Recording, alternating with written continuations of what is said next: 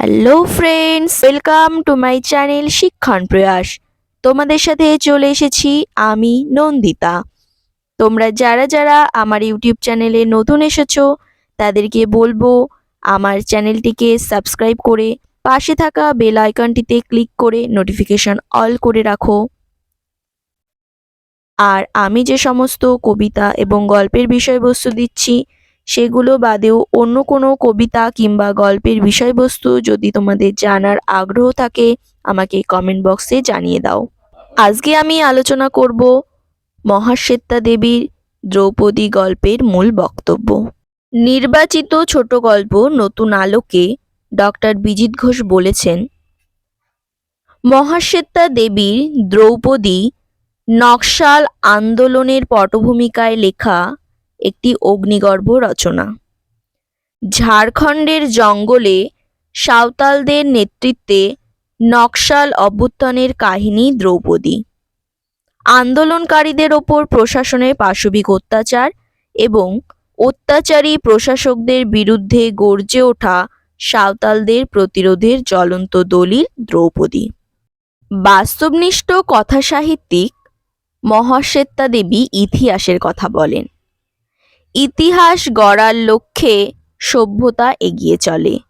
ধ্বংসের বীজ সঙ্গে নিয়ে এগিয়ে চলাই সভ্যতার ভবিতব্য। এর প্রেক্ষিতে উঠে এসেছে তার নানা গল্প। মহাশ্বেতা দেবীর অন্যতম শ্রেষ্ঠ ছোট গল্প দ্রৌপদী। দ্রৌপদী গল্পে নাটকীয় ঘাত প্রতিঘাতের মধ্যবিত্ত সংকট অরাজক পরিস্থিতি এক আলাদা মাত্রা এনে দিয়েছে। গল্পের শুরুতেই এক প্রশাসনিক হুলিয়াজারির আভাস রয়েছে। নাম দ্রৌপদী মেঝেন, বয়স 27, স্বামী দোলন মাঝি নিহত, নিবাস চেরাখান, থানা বাঁকুড়াঝাড়, কাঁধে ক্ষতচিহ্ন। দ্রৌপদী গুলি খেয়েছিল। জীবিত বা মৃত সন্ধান দিতে পারলে এবং জীবিত হলে গ্রেপ্তারে সহায়তায় 100 টাকা। দ্রৌপদী মেঝেন মহাশ্বেতার এক নকশালবাদী নারী চরিত্র। তরাইয়ের নকশালবাড়িতে কৃষক আন্দোলনের সূত্রপাত ঘটেছিল। তা বৃহৎ সামাজিক ক্ষেত্রে ছড়িয়ে পড়ে।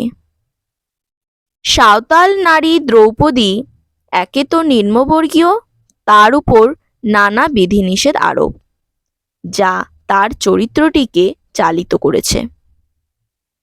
তাই প্রশাসনের চোখে আর 5টা অপরাধীর চেয়ে তার বিচার হয় এক বিশেষ ভঙ্গিতে। গল্পের মূল ক্লাইম্যাক্স শুরু হয় ঝাড়খানির জঙ্গলে।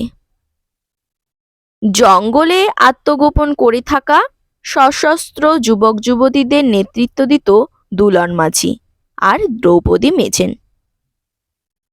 ঝাড়খানির অপারেশনে যখন দুলন মাঝি মারা যায় তখন অসমাপ্ত মাহ সংগ্রাম ধ্বনিটিকে সংগঠিত করে রাখার দায়িত্ব নেয় দ্রৌপদী, যা লেখিকার বক্তব্যে স্পষ্টভাবে ফুটে উঠেছে।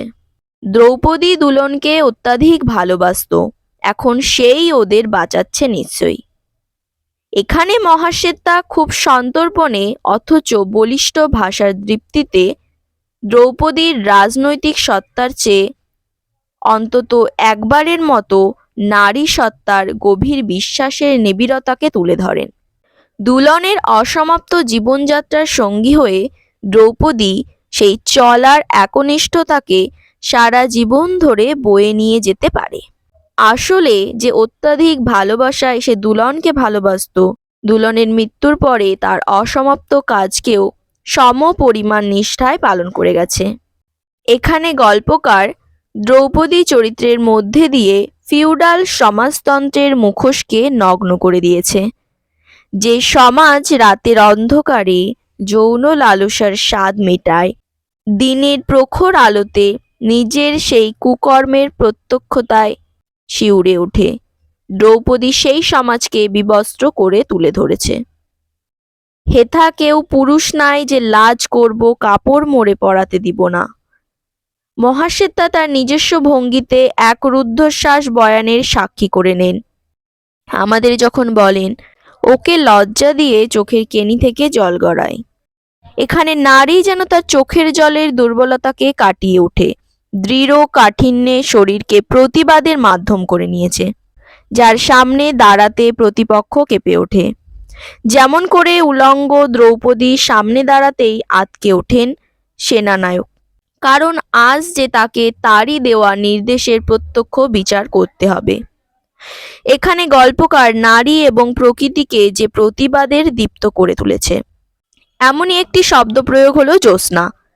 তার মধ্যে যেমন নারীর অসহায়তার দিকটি ফুটে উঠেছে, তেমনি সমাজের প্রতি তীব্র ঘৃণার দিকটিও প্রতিফলিত। তাই সভ্যতার মুখোশকে খুলে দিতে দ্রৌপদী প্রকৃতির আদিম অবস্থায় ফিরে গেছে। তাই বলতে হয়, মহাভারতের দ্রৌপদী থেকে সাঁওতাল কন্যা দ্রৌপদী সঙ্গে সঙ্গে বোধহয় সময়ের দলিলীকরণ ফুরিয়ে যায় না। আজ ৭-৮ দশকে পেরিয়ে এসেও নারীকে লাঞ্ছিত হতে হয় রক্ষকের হাতে, আবার নারী তার প্রতিবাদ করে সভ্যতার জীর্ণ পরিধান খুলে ফেলে আদিম নগ্নতায়।